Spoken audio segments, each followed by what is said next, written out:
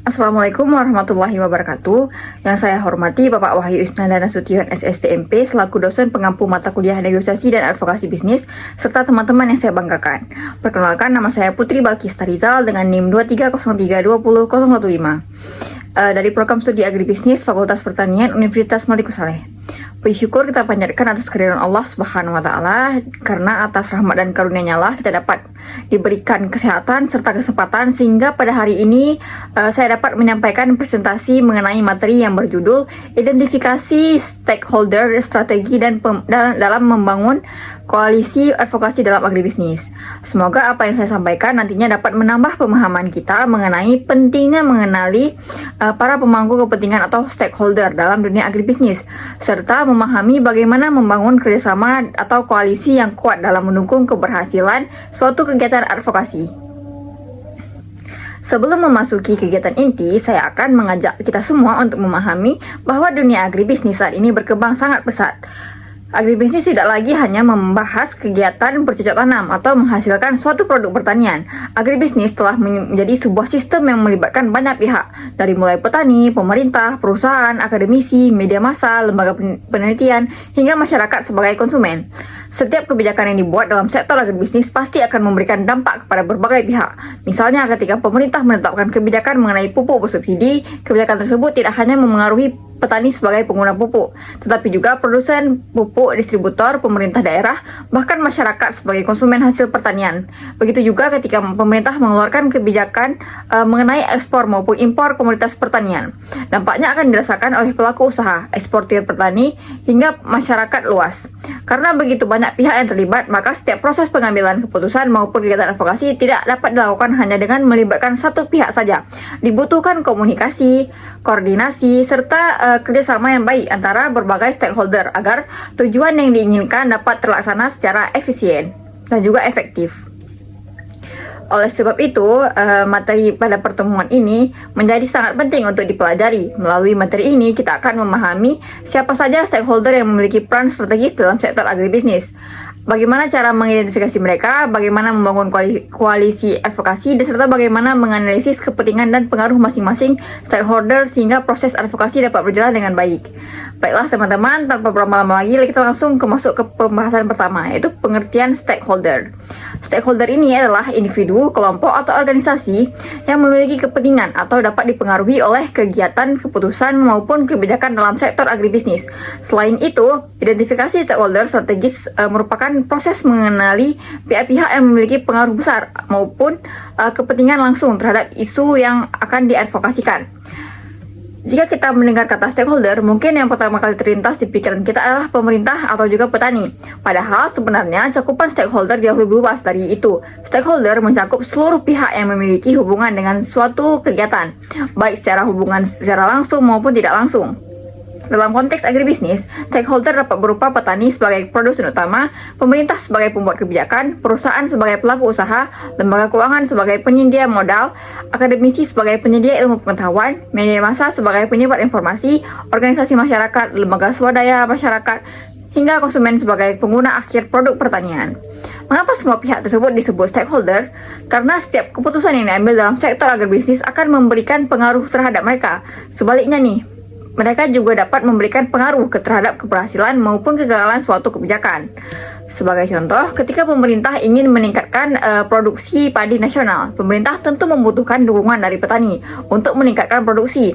Namun, petani juga memerlukan benih unggul, pupuk irigasi, penyuluhan, usaha modal, hingga jaminan agar hasil panen semua kebutuhan tersebut tidak dapat dipenuhi hanya oleh satu lembaga.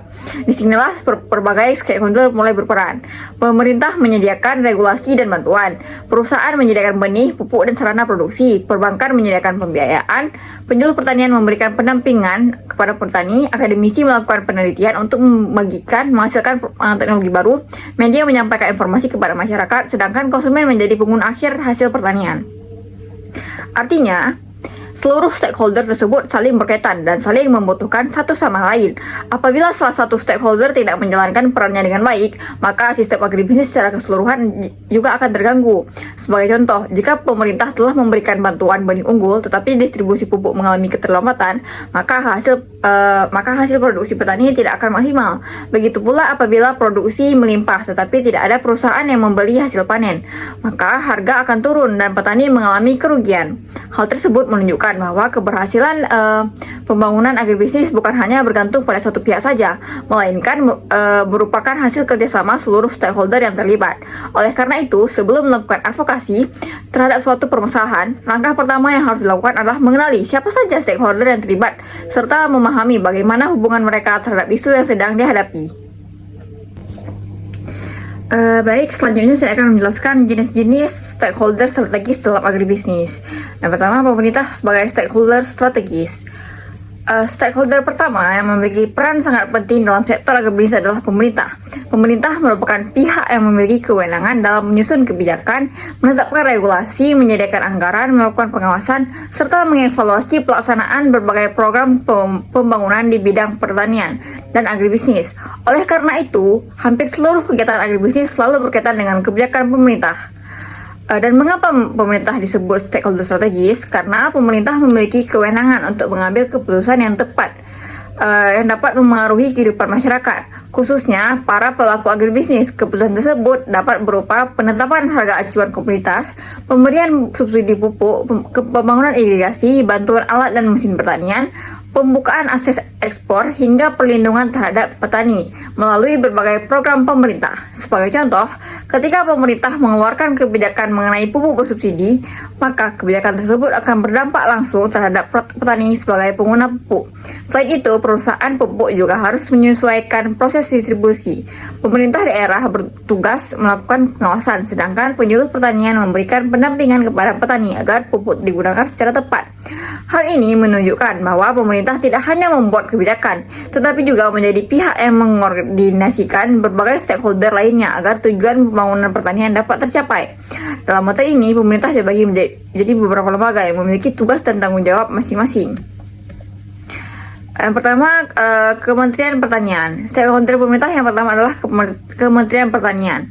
Kementerian Pertanian memiliki tanggung jawab utama dalam merumuskan kebijakan pembangunan pertanian, meningkatkan produksi pertanian, menjaga ketahanan pangan, meningkatkan kesejahteraan petani, serta mengembangkan sektor agribisnis secara berkelanjutan. Melalui berbagai program yang dijalankan, Kementerian Pertanian berupaya meningkatkan produktivitas pertanian di Indonesia. Misalnya melalui penyediaan benih unggul, bantuan alat dan mesin pertanian, pengembangan teknologi pertanian modern, peningkatan kapasitas sumber daya manusia, hingga penyuluhan kepada petani. Selain itu, kementerian ini juga berperan dalam menyusun berbagai regulasi yang berkaitan dengan budidaya tanaman, perkebunan, hortikultura, peternakan, dan perlindungan tanaman. Dengan kegiatan advokasi, Kementerian Pertanian sering menjadi stakeholder utama karena banyak kebijakan yang berkaitan langsung dengan sektor pertanian berada di bawah kewenangannya. Oleh sebab itu, apabila terdapat usulan mengenai peningkatan kesejahteraan petani, pengembangan komunitas tertentu ataupun perbaikan sistem produksi pertanian, maka Kementerian Pertanian menjadi salah satu pihak yang harus dilibatkan. Yang kedua ada Kementerian Perdagangan. Berbeda dengan Kementerian Pertanian yang lebih berfokus pada kegiatan produksi, Kementerian Perdagangan memiliki tanggung jawab dalam mengatur perdagangan hasil pertanian, baik di dalam negeri maupun perdagangan internasional. Peran kementerian ini sangat penting karena hasil pertanian yang diproduksi oleh petani harus memiliki pasar yang jelas agar dapat memberikan keuntungan bagi pelaku usaha. Kementerian Perdagangan berperan dalam menjaga stabilitas harga komoditas pertanian, mengatur kegiatan ekspor dan impor, memperluas akses pasar, serta melindungi kepentingan konsumen maupun produsen. Sebagai contoh, ketika produksi cabai mengalami surplus sehingga harga tinggi, harga tingkat petani turun drastis, pemerintah dapat mengambil berbagai langkah untuk menjaga stabilitas pasar, misalnya melalui pengaturan distribusi maupun memperluas pasar.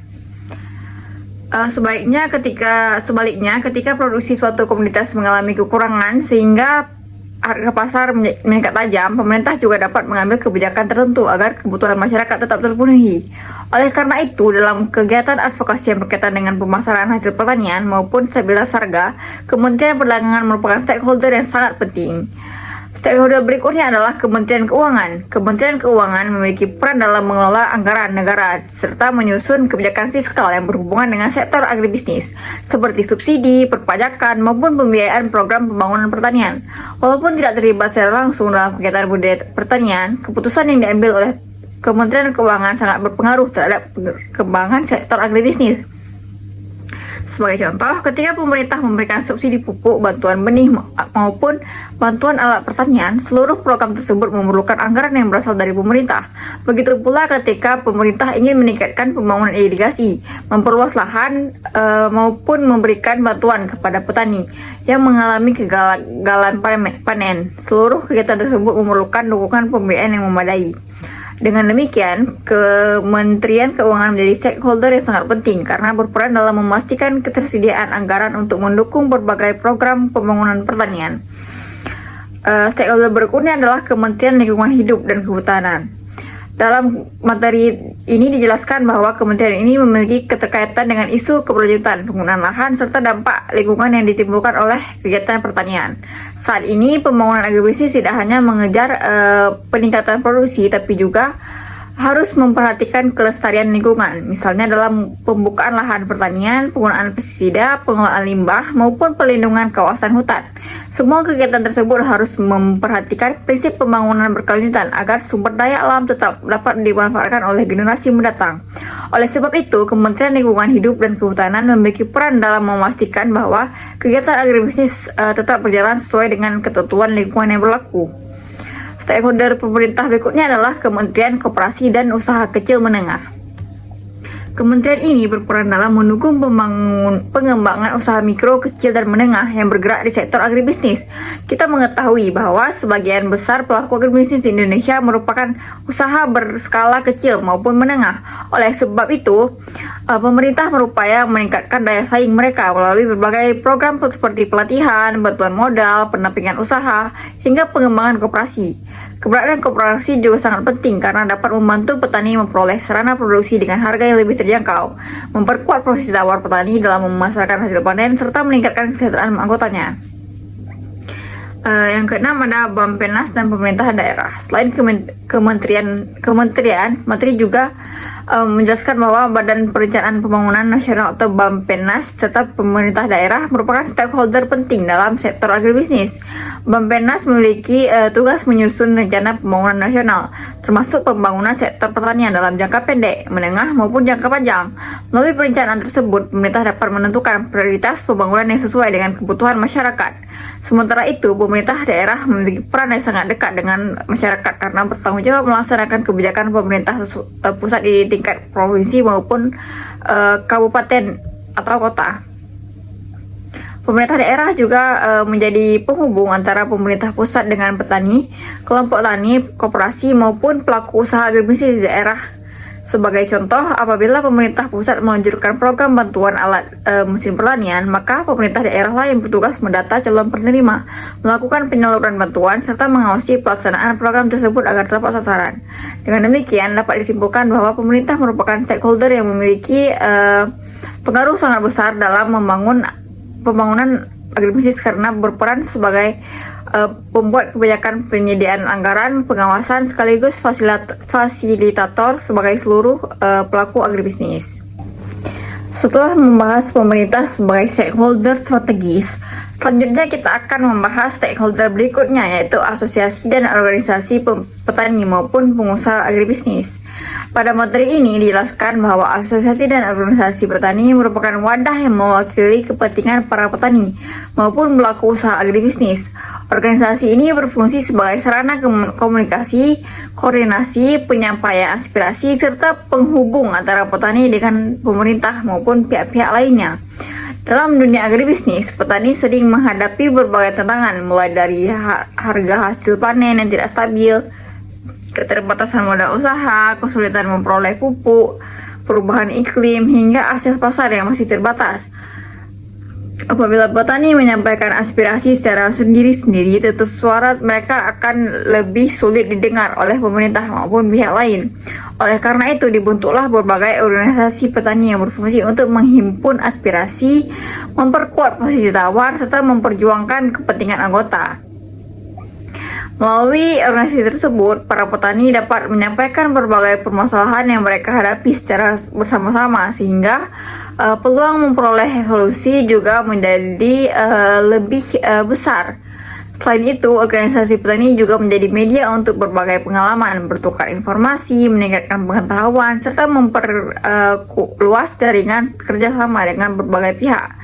Dengan kata lain, organisasi petani bukan hanya tempat berkumpulnya para petani, tetapi juga menjadi salah satu kekuatan utama dalam membangun sektor agribisnis. Dalam materi ini dapat beberapa bentuk organisasi maupun organisasi memiliki peranan penting. Yang pertama, asosiasi komunitas. Asosiasi komunitas merupakan organisasi yang mewakili kepentingan produsen ataupun suatu komunitas tertentu. Contohnya adalah asosiasi petani padi, asosiasi petani kopi, asosiasi petani kakao, maupun organisasi yang mewakili pelaku usaha pada komunitas tertentu. Mengapa asosiasi ini dibentuk? Karena setiap komunitas memiliki karakteristik, tantangan, dan kebutuhan yang berbeda-beda. Sebagai contoh, permasalahan yang dihadapi petani padi tentu berbeda dengan permasalahan yang dihadapi oleh petani sawit dan juga petani kopi. Petani padi mungkin lebih banyak menghadapi persoalan irigasi, pupuk, dan harga gabah. Sementara itu, petani kopi lebih fokus pada kualitas biji kopi, sertifikasi produk, dan peluang ekspor. Sedangkan petani kelapa sawit lebih banyak menghadapi persoalan harga, tanam buah segar, produktivitas kebun, serta keberlanjutan usaha perkebunan. Selanjutnya adalah organisasi petani. Organisasi petani memiliki peran yang sangat besar dalam membangun pertanian di Indonesia. Organisasi ini menjadi wadah bagi para petani untuk saling berdiskusi mengenai berbagai persoalan yang dihadapi di lapangan. Selain itu, organisasi petani juga menjadi tempat bertukar pengalaman mengenai teknik budidaya, penggunaan teknologi pertanian, hingga strategi pemasaran hasil panen. Keberadaan organisasi petani juga mempermudah pemerintah dalam menyalurkan berbagai program bantuan. Sebagai contoh, apabila pemerintah ingin memberikan bantuan benih unggul kepada petani, maka penyaluran bantuan biasanya dilakukan melalui kelompok tani ataupun organisasi petani yang telah terdaftar. Dengan demikian, proses distribusi di bantuan menjadi lebih tertib, lebih mudah diawasi, serta lebih tepat sasaran. Stakeholder berikutnya adalah koperasi pertanian. Koperasi pertanian ini merupakan organisasi ekonomi yang dibentuk oleh para petani untuk meningkatkan kesejahteraan anggotanya melalui kerjasama di bidang produksi, pemasaran, maupun pengadaan sarana produksi. Keberadaan koperasi sangat penting karena sebagian besar petani di Indonesia memiliki skala usaha yang relatif kecil. Apabila petani bekerja secara sendiri-sendiri, maka posisi tawar mereka di pasar cenderung lemah. Namun apabila petani bergabung dalam koperasi, mereka dapat membeli pupuk, benih, maupun kebutuhan produksi lainnya dalam jumlah besar, sehingga harganya menjadi lebih murah. Selain itu, koperasi juga membantu petani dalam memasarkan hasil panen. Dengan menjual produk secara bersama-sama, petani memiliki peluang memperoleh harga jual yang lebih baik dibandingkan jika menjual hasil panennya secara individu. Selanjutnya adalah asosiasi industri pengolahan hasil pertanian. Asosiasi ini mewakili perusahaan-perusahaan yang bergerak di bidang pengolahan hasil pertanian menjadi produk yang memiliki nilai tambah. Kita mengetahui bahwa hasil pertanian umumnya tidak langsung dikonsumsi dalam bentuk bahan mentah. Sebagian besar hasil pertanian akan melalui proses pengolahan terlebih dahulu agar memiliki kualitas yang lebih baik, daya simpan yang lebih lama, serta nilai ekonomi yang lebih tinggi. Sebagai contoh nih, buah kelapa sawit diolah menjadi minyak sawit mentah atau CPO. Oleh karena itu, asosiasi industri pengolahan memiliki kepentingan yang besar terhadap ketersediaan bahan baku, kualitas hasil pertanian, stabilitas harga, maupun keberlanjutan produksi. Stakeholder berikutnya yang memiliki peran penting dalam kegiatan advokasi agribisnis adalah media massa, akademisi, dan lembaga penelitian. Ketika stakeholder ini memiliki karakteristik berbeda-beda dibandingkan stakeholder sebelumnya. Apabila pemerintah lebih berperan dalam membuat kebijakan dan organisasi petani berfungsi sebagai penyampai aspirasi, maka media, akademi, dan lembaga penelitian berperan dalam menyediakan informasi, membangun opini publik, serta menghasilkan data ilmiah yang dapat dijadikan dasar dalam pengambilan keputusan. Stakeholder pertama adalah bagi media massa. Dalam materi ini dijelaskan bahwa media massa terdiri atas media cetak, media elektronik, serta media daring atau media online yang memiliki peran dalam menyampaikan informasi kepada masyarakat dan membentuk opini publik. Di era digital seperti sekarang, media massa memiliki pengaruh yang sangat besar terhadap kehidupan masyarakat. Informasi dapat menyebar hanya dalam hitungan menit melalui televisi, radio, portal berita, maupun media sosial. Karena itulah media sering disebut sebagai salah satu stakeholder yang mampu mengaruhi persepsi masyarakat terhadap suatu isu. Yang kedua ada media cetak, merupakan salah satu bentuk media massa yang telah lama digunakan sebagai sarana penyebaran informasi. Contohnya adalah surat kabar, koran, majalah, maupun tabloid. Walaupun saat ini penggunaan media cetak mulai berkurang karena perkembangan teknologi digital, media cetak tetap memiliki kredibilitas yang tinggi dalam menyampaikan informasi. Informasi yang dimuat dalam media cetak umumnya telah melalui proses penyuntingan serta verifikasi sehingga tingkat kepercayaannya relatif tinggi. Dalam sektor agribisnis, media cetak sering memuat informasi mengenai perkembangan produksi pertanian, harga komoditas, kebijakan pemerintah, teknologi pertanian baru, maupun hasil penelitian. Selain media cetak, terdapat pula media elektronik yang seperti televisi dan juga radio. Media elektronik memiliki jangkauan yang sangat luas karena dapat diakses oleh masyarakat di berbagai wilayah. Melalui televisi, pemerintah dapat menyampaikan informasi mengenai berbagai program pembangunan pertanian. Radio juga masih menjadi media yang cukup efektif, terutama di daerah pedesaan karena mudah diakses oleh masyarakat. Sebagai contoh, penyuluhan mengenai teknik budidaya tanaman, informasi cuaca, maupun perkembangan harga komoditas sering disampaikan melalui siaran radio pertanian. Perkembangan teknologi informasi telah melahirkan juga media daring atau media online. Saat ini masyarakat lebih banyak memperoleh informasi melalui portal berita digital maupun media sosial. Keunggulan media online adalah informasi dapat disampaikan dengan sangat cepat sehingga masyarakat dapat mengetahui perkembangan suatu peristiwa secara langsung. Namun demikian, kecepatan penyebaran informasi juga harus diimbangi dengan ketelitian dalam memverifikasi kebenaran berita. Dalam kegiatan advokasi, media online sering dimanfaatkan untuk membangun dukungan masyarakat terhadap suatu isu. Stakeholder berikutnya adalah akademisi. Dalam materi ini akan dijelaskan bahwa universitas memiliki peran dalam melakukan penelitian serta memberikan analisis ilmiah terhadap berbagai isu agribisnis. Akademisi merupakan kelompok yang terdiri atas dosen, peneliti, mahasiswa maupun pakar dari berbagai perguruan tinggi. Mereka memiliki kemampuan dalam menganalisis ilmu pengetahuan, melakukan penelitian serta memberikan rekomendasi berbagai data ilmiah. Dalam kegiatan advokasi, keberadaan akademisi sangat penting karena kebijakan yang baik seharusnya disusun berdasarkan bukti ilmiah, bukan hanya berdasarkan pendapat maupun kepentingan tertentu. Selain akademisi, terdapat pula lembaga penelitian, baik yang dimiliki oleh pemerintah maupun lembaga non-pemerintah. Lembaga penelitian memiliki tugas menghasilkan data, teknologi, serta inovasi yang dapat mendukung perkembangan sektor agribisnis. Perkembangan sektor pertanian saat ini sangat bergantung pada hasil penelitian. Berbagai inovasi seperti benih unggul, pupuk hayati, teknologi pertanian presisi, sistem irigasi modern, hingga alat dan mesin pertanian merupakan hasil dari penelitian yang dilakukan secara terus-menerus. Tanpa adanya penelitian, sektor agribisnis akan mengalami kesulitan dalam meningkatkan produktivitas maupun menghadapi berbagai tantangan baru, seperti perubahan iklim, serangan organisme pengganggu tanaman, maupun penurunan hasil kualitas lahan. Lalu, dalam materi juga akan disebutkan adanya tenaga ahli dan konsultan sebagai bagian dari stakeholder yang memberikan keahlian khusus dalam berbagai aspek agribisnis.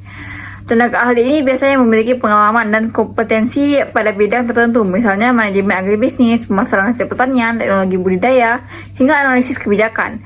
Mereka sering dimintai mengenai masukan kepada pemerintah, perusahaan, atau maupun organisasi petani dalam menyelesaikan suatu permasalahan. Stakeholder berikutnya adalah organisasi non-pertanian atau NGO. NGO ini berperan dalam memperjuangkan isu-isu yang berkaitan dengan keberlanjutan lingkungan, kesejahteraan petani, dan perlindungan konsumen. Selain itu, NGO menjadi penghubung antara masyarakat, pemerintah, dan pelaku usaha melalui kegiatan pendampingan, edukasi, serta penyampaian aspirasi masyarakat. Dalam sektor agribisnis, terdapat NGO yang berfokus pada pelestarian lingkungan, peningkatan kesejahteraan petani melalui pelatihan dan akses permodalan, serta perlindungan hak-hak konsumen. Keberadaan NGO sangat penting karena membantu memperkuat suara masyarakat dan mendukung terciptanya kegiatan yang lebih berpihak kepada kepentingan publik. Lalu stakeholder berikutnya adalah perusahaan besar, baik swasta maupun BUMN. Perusahaan berperan dalam penyediaan sarana produksi, pengolahan hasil pertanian, distribusi produk hingga menjaga stabilitas pasar pangan. Perusahaan dapat berupa penyedia pupuk, benih, dan pestisida. Industri pengolahan hasil pertanian, perusahaan distribusi maupun BUMN yang bergerak di bidang pangan karena memiliki sumber daya, teknologi, dan jaringan besar yang luas. Perusahaan menjadi stakeholder yang berpengaruh dan perlu dilibatkan dalam proses advokasi, terutama yang berkaitan dengan produksi, pemasaran, dan harga komoditas. Setelah kita memahami stakeholder, materi selanjutnya kita akan membahas koalisi advokasi, yaitu kerjasama antara berbagai stakeholder yang memiliki tujuan atau kepentingan yang sama dalam menyelesaikan suatu permasalahan. Koalisi advokasi ini diperlukan karena masalah agribisnis tidak dapat diselesaikan oleh satu pihak saja. Kerjasama antara pemerintah, organisasi petani, akademisi, NGO, media, dan pelaku usaha akan memperkuat proses advokasi. Manfaat koalisi advokasi antara lain meningkatkan daya tawar, memperluas jaringan kerjasama, menggabungkan sumber daya dan keahlian, serta menghasilkan solusi yang lebih efektif. Sebagai contoh dalam memperjuangkan kesejahteraan petani diperlukan kolaborasi antara pemerintah, organisasi petani, akademisi, media, dan NGO agar aspirasi lebih mudah diterima dan oleh pengambil kebijakan. Lalu langkah-langkah membangun koalisi advokasi. Agar koalisi berjalan dengan baik, terdapat beberapa langkah yang perlu dilakukan, yaitu menentukan tujuan bersama, mengidentifikasikan stakeholder yang akan dilibatkan, membangun komunikasi yang efektif, membagi peran dan tanggung jawab, serta membangun kepercayaan antar anggota. Selain itu, setiap anggota harus mampu memanfaatkan jaringan yang dimiliki, menyesuaikan strategi dengan kebijakan yang berkembang, serta membangun dukungan masyarakat agar tujuan advokasi dapat tercapai secara maksimal. Materi berikutnya adalah analisis kepentingan dan pengaruh stakeholder. Analisis ini bertujuan untuk mengetahui seberapa besar kepentingan dan pengaruh setiap stakeholder terhadap isu yang diadvokasikan. Kepentingan menunjukkan perhatian atau kebutuhan stakeholder terhadap suatu isu, sedangkan pengaruh menunjukkan kemampuan stakeholder dalam mengaruhi kebijakan atau keputusan. Melalui analisis ini, pelaku advokasi dapat menentukan strategi yang tepat. Stakeholder yang memiliki pengaruh besar perlu dijalin komunikasi secara intensif, sedangkan stakeholder yang memiliki kepentingan tinggi dapat dilibatkan sebagai pendukung utama dalam kegiatan advokasi. Lalu untuk mempermudah analisis digunakan matriks pemetaan stakeholder berdasarkan tingkat pengaruh dan kepentingannya. Stakeholder ini bagi menjadi 4 kelompok, yaitu high power, high interest, yaitu pemain kunci yang harus dilibatkan secara aktif. Lalu ada high power, low interest, yaitu stakeholder yang perlu dijaga dukungannya melalui komunikasi yang baik. Ada juga low power, high interest, yaitu stakeholder yang dapat diperdayakan sebagai pendukung advokasi. Dan juga yang terakhir adalah low power, low interest, yaitu stakeholder yang cukup dipantau dan diberikan informasi seperlunya. Melalui matriks ini, pelaku advokasi dapat menentukan prioritas serta strategi pendekatan kepada setiap stakeholder. Materi terakhir membahas analisis SWOT. stakeholder, yaitu analisis terhadap kekuatan, kelemahan, peluang, dan ancaman. Analisis ini membantu memahami kondisi setiap stakeholder, sehingga kegiatan strategi advokasi dapat disusun dengan lebih tepat. Kekuatan dan peluang dapat dimanfaatkan untuk mendukung keberhasilan advokasi, sedangkan kelemahan dan ancaman perlu diantisipasi agar tidak menghambat pencapaian tujuan.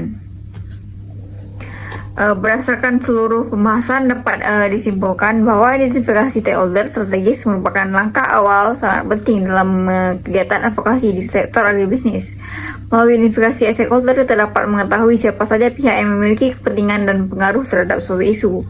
Stakeholder dalam sektor agribisnis meliputi pemerintah, asosiasi dan organisasi petani, media massa, akademisi dan lembaga penelitian NGO, serta perusahaan swasta dan BUMN. Sering masing-masing stakeholder memiliki peran yang berbeda, namun saling berkaitan dalam mendukung keberhasilan pembangunan agribisnis. Selain itu, koalisi advokasi menjadi strategis penting untuk memperkuat daya tawar dan memperluas dukungan dalam memperjuangkan suatu isu dengan membangun komunikasi dan efektif, pembagian saran yang efektif, serta kerjasama yang saling mendukung. Analisis kepentingan berpengaruh matriks stakeholder dan SWOT stakeholder juga membantu pelaku advokasi dalam menyusun strategi yang lebih tepat sasaran. Dengan memahami karakteristik setiap stakeholder, proses advokasi dapat dilakukan secara lebih efektif, efisien, dan mampu menghasilkan kebijakan yang memberikan manfaat bagi seluruh pihak yang terlibat. Baik, setelah pada bagian sebelumnya kita telah membahas teori mengenai identifikasi stakeholder strategis dan membahas koalisi advokasi dalam sektor agribisnis. Selanjutnya saya akan menjelaskan sebuah studi kasus nyata yang berkaitan dengan strategi tersebut, yaitu program penyemajaan sawit rakyat atau lebih dikenal dengan program PSR. Saya memilih studi kasus ini karena program tersebut merupakan salah satu program strategis pemerintah Indonesia yang melibatkan banyak stakeholder, mulai dari pemerintah pusat, pemerintah daerah, petani, perusahaan, lembaga keuangan, hingga organisasi petani. Dengan demikian, seluruh konsep yang telah dipelajari pada materi sebelumnya dapat diterapkan dalam menganalisis kasus ini. Untuk latar belakang kasus, Indonesia merupakan negara penghasil minyak sawit terbesar di dunia. Komunitas kelapa sawit memiliki peran yang sangat penting karena mampu memberikan kontribusi terhadap perekonomian nasional melalui ekspor, penyerapan tenaga kerja, serta meningkatkan pendapatan masyarakat, khususnya petani. Namun demikian, tidak semua perkebunan kelapa sawit di Indonesia memiliki produktivitas yang tinggi. Masih banyak perkebunan kelapa sawit yang menggunakan tanaman berusia lebih dari 25 tahun, sehingga produktivitasnya mengalami penurunan. Selain faktor umur tanaman, terdapat pula penggunaan benih yang tidak bersertifikat, teknik budidaya yang kurang tepat, serta keterbatasan modal yang menyebabkan hasil produksi petani menjadi rendah. Kondisi tersebut tentu memberikan dampak terhadap pendapatan petani. Semakin rendah produktivitas tanaman, maka semakin sedikit pula hasil panen yang diperoleh. Akibatnya, kesejahteraan petani juga ikut menurun. Melihat kondisi tersebut, pemerintah kemudian meluncurkan program peremajaan sawit rakyat atau PSR sebagai salah satu upaya untuk meningkatkan produktivitas kebun sawit milik petani tanpa harus membuka lahan yang baru. Untuk tujuan program ini secara umum, tujuan ini pertama adalah meningkatkan produktivitas perkebunan sawit rakyat melalui penggunaan bibit unggul dan penerapan teknik budidaya yang lebih baik. Diharapkan hasil produksi petani dapat meningkatkan dibanding sebelumnya. Tujuan kedua adalah meningkatkan kesejahteraan petani. Produktivitas yang lebih tinggi tentu akan berdampak terhadap peningkatan pendapatan petani dalam jangka panjang, sehingga taraf hidup mereka juga diharapkan menjadi lebih baik. Tujuan ketiga adalah mendukung keberlanjutan industri kelapa sawit Indonesia. Saat ini, dunia internasional semakin memperhatikan aspek lingkungan dalam produksi minyak sawit. Oleh karena itu, pemerintah mendorong agar perkebunan sawit rakyat dikelola sesuai prinsip keberlanjutan sehingga mampu meningkatkan daya saing produk sawit Indonesia di pasar global. Selain itu, program ini juga bertujuan mengurangi pembukaan lahan baru. Dengan demikian, produktivitas lahan yang sudah ada, kebutuhan peningkatan produksi dapat dipenuhi tanpa harus melakukan ekspansi ke kawasan hutan. Lalu, mengapa program PSR ini memerlukan advokasi. Apabila kita melihat sekilas, program peremajaan sawit rakyat tampak sebagai program yang sangat baik. Namun dalam pelaksanaannya ternyata tidak semudah yang dibayangkan. Banyak petani yang awalnya belum bersedia mengikuti program tersebut. Mengapa demikian? Karena selama proses peremajaan berlangsung, tanaman kelapa sawit yang lama harus ditebang terlebih dahulu. Setelah itu, petani harus menanam bibit baru dan menunggu sekitar 3-4 tahun sampai tanaman kembali menghasilkan buah. Artinya, selama masa tersebut, petani kehilangan sumber pendapatan utama dari kebun sawit mereka. Kondisi inilah yang membuat sebagian petani merasa khawatir untuk mengikuti program PSR. Selain itu, masih terdapat berbagai kendala lain seperti proses administrasi yang cukup panjang, status legalitas lahan yang belum lengkap, kurangnya informasi mengenai program, hingga keterbatasan pendampingan di lapangan. Disinilah kegiatan advokasi menjadi sangat penting. Advokasi dilakukan untuk memberikan pemahaman kepada petani mengenai manfaat program PSR, membantu menyelesaikan berbagai hambatan administrasi, mempertemukan kepentingan berbagai stakeholder, serta memastikan bahwa program tersebut benar-benar bermanfaat kepada masyarakat. Dengan kata lain, advokasi bukan hanya bertujuan memperjuangkan suatu kebijakan baru, tetapi juga memastikan bahwa kebijakan yang telah dibuat dapat dilaksanakan secara efektif dan memberikan manfaat bagi pihak yang menjadi sasaran program. Jadi mengapa kasus ini berkaitan dengan materi pertemuan 11 kita ini? Apabila kita menghubungkan program PSR dengan materi yang telah dipelajari sebelumnya, maka terlihat bahwa hampir seluruh konsep dalam materi dapat diterapkan pada program ini. Pertama, terdapat banyak stakeholder yang memiliki kepentingan berbeda-beda. Kedua, keberhasilan program tidak mungkin dicapai apabila hanya dilakukan oleh pemerintah saja. Ketiga, diperlukan koalisi atau kerjasama antara berbagai pihak agar program dapat berjalan dengan baik. Keempat, setiap stakeholder memiliki tingkat kepentingan dan tingkat pengaruh yang berbeda sehingga perlu dilakukan analisis stakeholder. Oleh karena itu, program peremajaan sawit rakyat merupakan contoh nyata yang sangat sesuai untuk menjelaskan konsep identifikasi stakeholder strategis dan membangun koalisi advokasi dalam sektor agribisnis. Setelah memahami latar belakang program peremajaan sawit rakyat, selanjutnya kita akan menganalisis siapa saja stakeholder yang terlibat dalam program tersebut. Kita akan melihat siapa saja yang menjadi pengambil keputusan, siapa yang menjadi pelaksana program, dan siapa yang memperoleh manfaat secara langsung, serta bagaimana hubungan antar pihak tersebut sehingga program peremajaan sawit rakyat dapat berjalan dengan baik. Analisis inilah yang nantinya akan menunjukkan bahwa keberhasilan suatu program agribisnis sangat dipengaruhi oleh kemampuan berbagai stakeholder untuk bekerja sama melalui koalisi advokasi yang kuat. Setelah memahami latar belakang program peremajaan kelapa sawit atau PSR, langkah berikutnya adalah mengidentifikasi siapa saja stakeholder yang terlibat dalam program tersebut. Sesuai dengan materi yang telah dipelajari, stakeholder merupakan individu, kelompok, atau organisasi yang memiliki kepentingan maupun pengaruh terhadap suatu kebijakan. Dalam program PSR, terdapat banyak stakeholder yang berkaitan dengan keberhasilan program sangat bergantung pada kerjasama di antara mereka.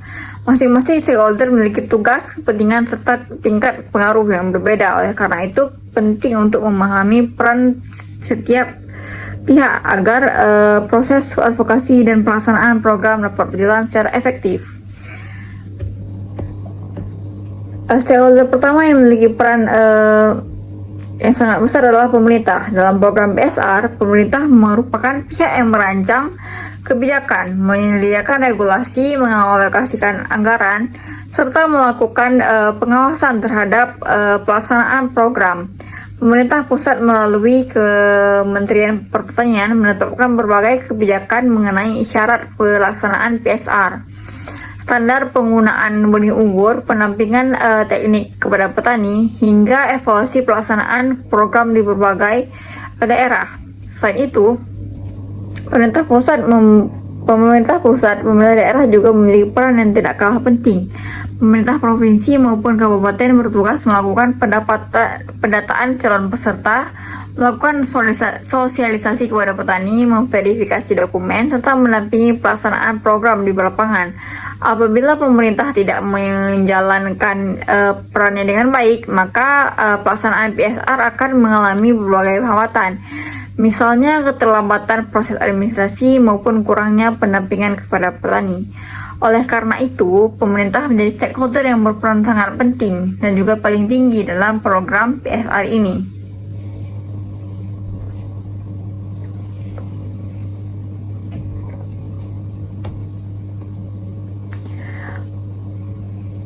Lalu, stakeholder berikutnya adalah Badan Pengelolaan Dana Perkebunan Kelapa Sawit atau BPDKS. BPDKS ini memiliki peran yang sangat penting karena lembaga ini menyediakan dana untuk mendukung pelaksanaan program peremajaan kelapa sawit, program peremajaan sawit rakyat. Dana tersebut digunakan untuk membantu petani dalam melakukan penebangan tanaman lama, membeli bibit unggul, melakukan penanaman kembali, hingga mendukung berbagai kegiatan yang berkaitan dengan proses peremajaan. Tanpa adanya dukungan pembiayaan, sebagian besar petani tentu akan mengalami kesulitan karena biaya peremajaan kebun kelapa sawit tidaklah sedikit. Oleh sebab itu, keberadaan BPDKS menjadi salah satu faktor utama untuk yang menentukan keberhasilan program PSR ini. Stakeholder berikutnya sekaligus pihak yang menjadi sasaran utama program adalah petani kelapa sawit. Petani merupakan pihak yang secara langsung menerima manfaat dari program PSR. Melalui program ini, petani memperoleh kesempatan untuk mengganti tanaman sawit yang sudah tua dengan tanaman baru yang memiliki produktivitas lebih tinggi. Namun demikian, petani juga menjadi pihak yang mengalami risiko yang paling besar. Selama masa peremajaan berlangsung, petani harus kehilangan sumber pendapatan dari kebun mereka karena tanaman yang baru ditanam belum menghasilkan buah. Kondisi tersebut menyebabkan sebagian petani merasa ragu untuk mengikuti program ini. Selain itu, masih terdapat petani yang menghadapi kendala administrasi seperti legalitas lahan maupun dokumen kepemilikan kebun yang belum lengkap. Oleh karena itu, dalam kegiatan advokasi, petani menjadi stakeholder yang harus memperoleh pendampingan secara intensif agar mereka memahami manfaat jangka panjang dari program PSR. Selain petani secara individu, terdapat pula kelompok tani maupun koperasi yang menjadi stakeholder penting dalam pelaksanaan program PSR ini. Kelompok tani berfungsi sebagai wadah koordinasi antar petani. Melalui kelompok tani, program pendataan peserta, penyampaian informasi, pelatihan hingga pengajuan bantuan menjadi lebih mudah dilakukan. Kelompok tani juga menjadi penghubung antara petani dengan pemerintah. Apabila terdapat kendala di lapangan, kelompok tani dapat menyampaikan permasalahan tersebut kepada pemerintah sebagai solusi dapat segera dicari. Sementara itu, koperasi membantu petani dalam berbagai aspek seperti pengelolaan administrasi, penyaluran bantuan, hingga pemasaran hasil produksi setelah tanaman kembali menghasilkan. Dengan demikian, kelompok tani dan koperasi memiliki peran penting dalam memperlancar pelaksanaan program. Stakeholder berikutnya adalah perusahaan kelapa sawit. Sebagai perusahaan berperan sebagai mitra petani melalui penyediaan pendampingan teknis, pelatihan budidaya maupun bantuan pengelolaan kebun. Perusahaan juga memiliki kepentingan terhadap keberhasilan PSR. Mengapa demikian? Karena apabila produktivitas kebun rakyat meningkat, maka pasokan tanaman buah segar atau TBS ke pabrik juga akan meningkat. Hal tersebut tentu memberikan keuntungan bagi perusahaan karena kebutuhan bahan baku dapat dipenuhi secara berkelanjutan. Selain itu, perusahaan juga dapat membantu petani menerapkan praktik budidaya yang sesuai dengan prinsip keberlanjutan sehingga kualitas hasil panen menjadi lebih baik. Stakeholder berikutnya adalah lembaga perbankan. Walaupun program PSR memperoleh bantuan langsung dari dana BPDKS, dalam praktiknya masih terdapat berbagai kebutuhan pembiayaan yang memerlukan dukungan dari perbankan. Perbankan dapat memberikan fasilitas kredit kepada petani untuk memenuhi kebutuhan biaya yang belum tercangkup dalam bantuan pemerintah. Namun demikian, sebelum memberikan pembiayaan, pihak bank tentu akan mempertimbangkan berbagai aspek seperti kelayakan usaha, kemampuan petani mengembalikan pinjaman, serta legalitas lahan. Oleh karena itu, hubungan antara petani dengan lembaga keuangan menjadi salah satu faktor penting dalam keberhasilan program ini. Stakeholder berikutnya adalah akademisi dan penyuluh pertanian. Akademisi berperan memberikan hasil penelitian mengenai teknik budidaya sawit yang lebih baik, penggunaan benih unggul maupun strategi peningkatan produktivitas. Sementara itu, penyuluh pertanian bertugas mendampingi petani secara langsung di lapangan. Mereka memberikan pelatihan mengenai teknik penanaman, pemeliharaan tanaman, pengendalian hama dan penyakit, hingga penggunaan pupuk yang tepat. Keberadaan penyuluh sangat penting karena tidak semua petani memahami teknik budidaya sawit yang sesuai dengan rekomendasi. Dengan adanya pendampingan, peluang keberhasilan program PSR menjadi lebih besar. Jadi berdasarkan uraian tersebut dapat disimpulkan bahwa program peremajaan sawit rakyat melibatkan banyak stakeholder yang saling berkaitan. Pemerintah berperan sebagai pembuat kebijakan, BPDKS menyediakan bantuan pembiayaan, petani menjadi penerima manfaat utama, kelompok tani dan koperasi membantu koordinasi program, perusahaan menjadi mitra dalam pengembangan budidaya, perbankan mendukung pembiayaan usaha, sedangkan akademisi dan penyuluh memberikan pendampingan ilmiah maupun teknis kepada petani. Walaupun masing-masing stakeholder memiliki tugas yang berbeda, seluruh pihak tersebut memiliki tujuan yang sama, yaitu meningkatkan produktivitas perkebunan sawit rakyat sekaligus meningkatkan kesejahteraan petani. Setelah mengetahui siapa saja stakeholder yang terlibat dalam program peremajaan sawit rakyat, langkah berikutnya adalah menganalisis kepentingan dan pengaruh dari setiap stakeholder. Analisis ini penting karena setiap pihak memiliki tujuan yang berbeda dalam mendukung pelaksanaan program. Dengan memahami kepentingan dan tingkat pengaruh setiap stakeholder, kita dapat menentukan strategi komunikasi serta bentuk kerjasama yang paling tepat agar pelaksanaan program berjalan dengan baik. Kepentingan pemerintah ini memiliki kepentingan yang sangat besar terhadap keberhasilan program PSR. Salah satu tujuan utama pemerintah adalah meningkatkan produktivitas perkebunan sawit rakyat agar mampu bersaing dengan perkebunan besar. Selain itu, pemerintah juga ingin meningkatkan kesejahteraan petani, menjaga kelanjutan industri kelapa sawit Indonesia, serta memperkuat posisi Indonesia sebagai produsen minyak sawit terbesar di dunia. Dari sisi lingkungan, pemerintah juga memiliki kepentingan untuk mengurangi pembukaan lahan baru dengan meningkatkan produktivitas tanaman lama yang sudah ada melalui program peremajaan. Kebutuhan produksi dapat dipenuhi tanpa harus memperluas areal perkebunan yang berpotensi merusak hutan. Karena pemerintah memiliki kewenangan dalam menyusun kebijakan, menyediakan anggaran, dan mengawasi pelaksanaan program, maka tingkat pengaruh pemerintah terhadap keberhasilan PSR dapat dikatakan sangat tinggi. Lalu kepentingan petani. Bagi petani, kepentingan utama dalam kegiatan program PSR ini adalah meningkatkan hasil produksi dan memperoleh pendapatan yang lebih baik pada masa mendatang.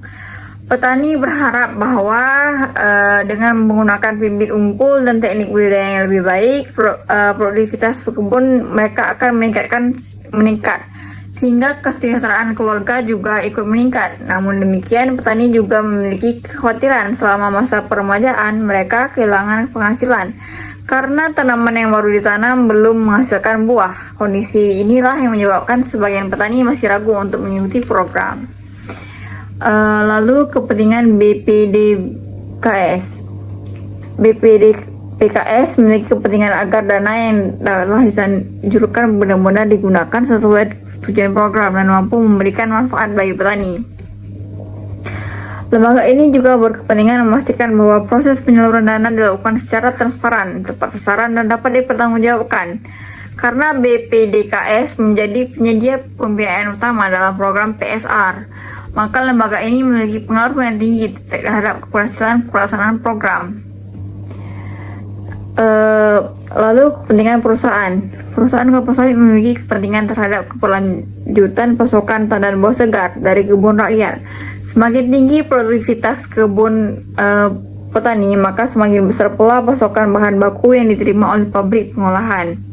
Selain itu, perusahaan juga berkepentingan menjaga kualitas bahan baku agar sesuai dengan standar industri. Oleh karena itu, beberapa perusahaan memberikan pendampingan teknis maupun pelatihan kepada petani. Lalu ada kepentingan akademisi dan penyuluh. Akademisi memiliki kepentingan agar hasil penelitian dapat diterapkan secara nyata dalam meningkatkan produktivitas pertanian. Sementara itu, penyuluh pertanian berkepentingan meningkatkan kemampuan petani melalui kegiatan pendampingan, pelatihan, dan penyuluhan. Walaupun pengaruh mereka tidak sebesar pemerintah, akademisi dan penyuluh memiliki peran yang sangat penting dalam meningkatkan keberhasilan program melalui transfer ilmu pengetahuan dan teknologi kepada pertanian. Lalu apabila kita menghubungkan program PSR dengan teori koalisi advokasi, maka terlihat bahwa program ini tidak mungkin berhasil apabila hanya dijalankan oleh satu lembaga saja. Diperlukan kerjasama antara berbagai stakeholder yang memiliki tujuan bersama, yaitu meningkatkan produktivitas perkebunan rakyat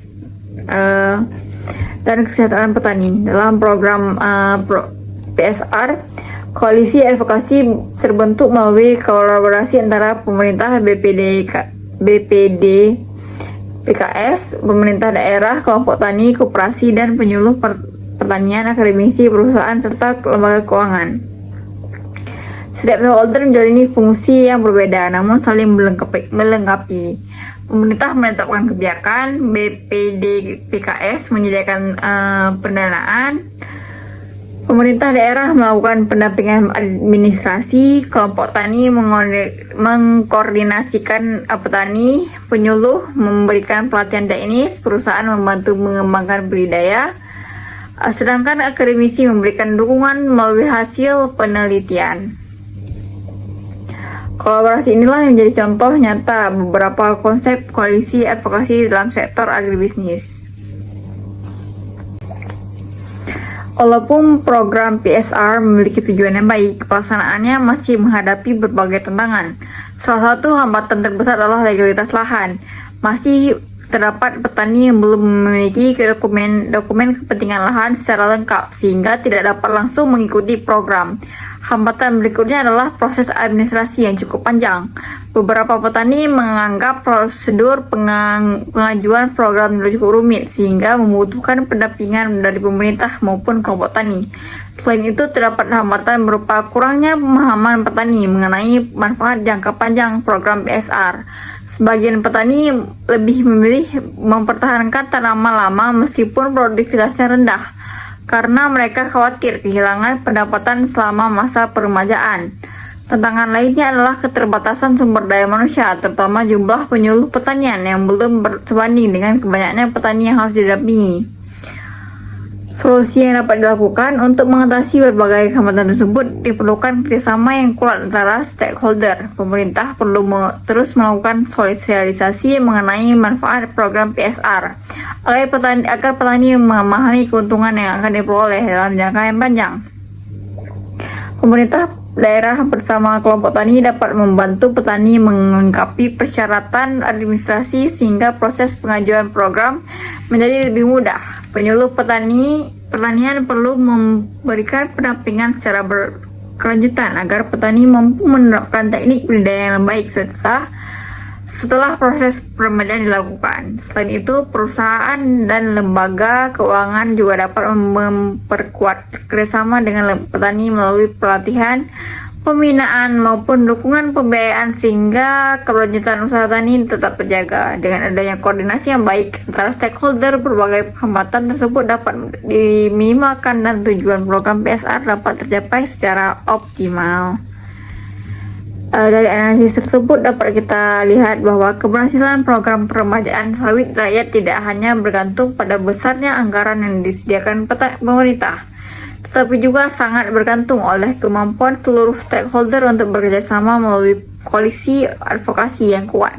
Semakin baik koordinasi, komunikasi, dan pembagian peran di antara stakeholder, maka semakin besar pula peluang keberhasilan program dalam meningkatkan produktivitas dan kesejahteraan petani.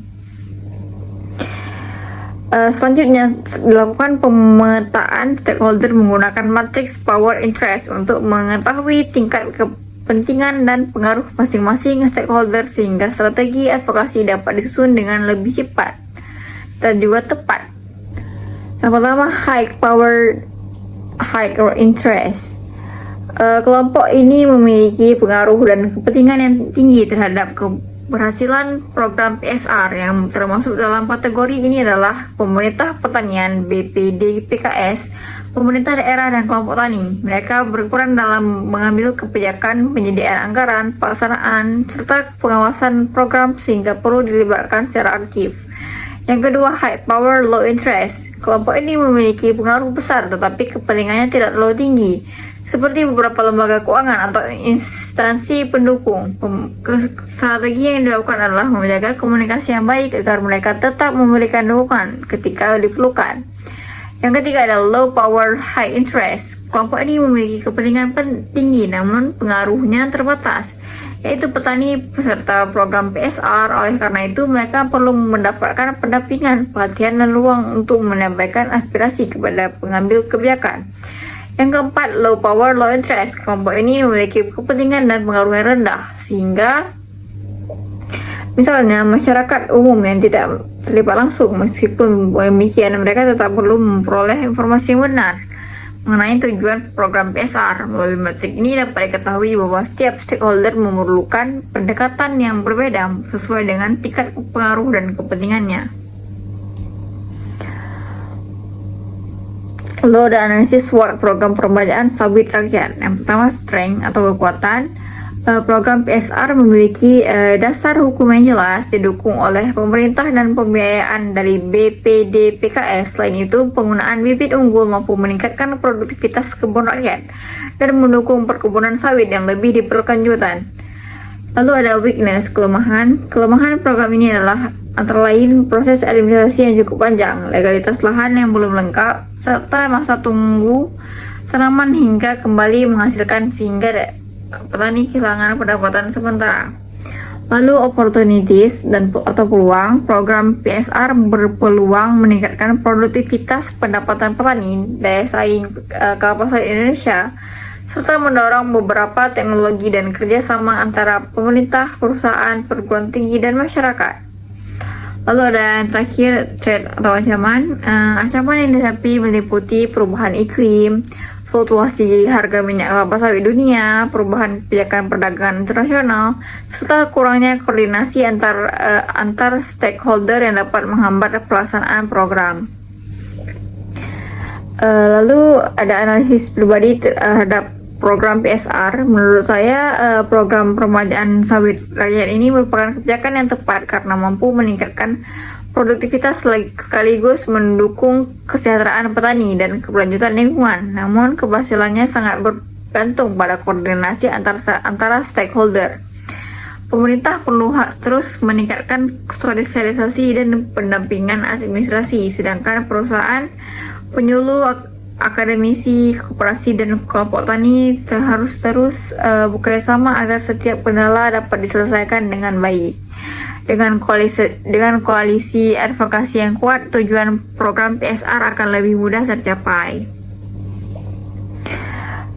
Jadi berdasarkan studi kasus program peremajaan sawit rakyat ini dapat disimpulkan bahwa keberhasilan suatu program agribisnis tidak hanya bergantung pada kebijakan pemerintah, tetapi juga dipengaruhi oleh keterlibatan seluruh stakeholder yang memiliki kepentingan terhadap program tersebut. Pemerintah, BPD PKS, pemerintah daerah, kelompok tani, petani, perusahaan, akademisi, penyuluh, serta lembaga keuangan memiliki peran yang berbeda-beda, namun saling melengkapi dan mendukung pelaksanaan program PSR. Analisis stakeholder menunjukkan bahwa koordinasi, komunikasi, dan pembagian peran yang jelas merupakan faktor utama dalam membangun koalisi advokasi yang efektif. Selain itu, penggunaan matriks stakeholder dan analisis SWOT membantu mengidentifikasi kekuatan, kelemahan, peluang, dan serta ancaman sehingga strategi yang diterapkan menjadi lebih tepat sasaran.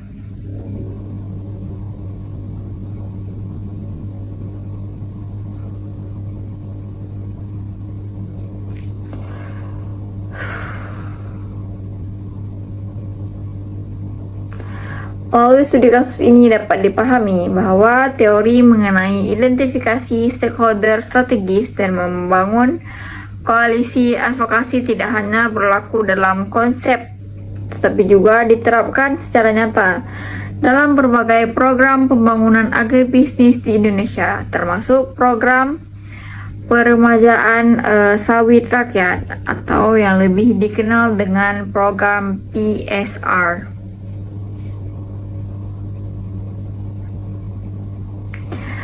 Demikian studi kasus yang dapat saya sampaikan.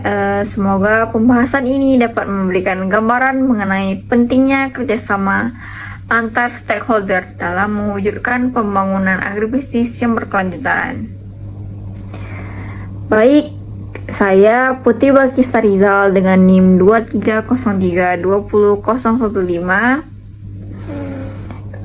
Izin pamit dan maaf apabila materi yang telah saya sampaikan ini masih terdapat kekurangan ketika saya menyampaikan dan juga kekurangan informasi. Terima kasih semuanya atas perhatian dari teman-teman dan juga dosen sekalian. Saya akhiri. Assalamualaikum warahmatullahi wabarakatuh. Semoga materi yang telah saya sampaikan ini dapat menjadi dapat menjadi manfaat bagi kita semua.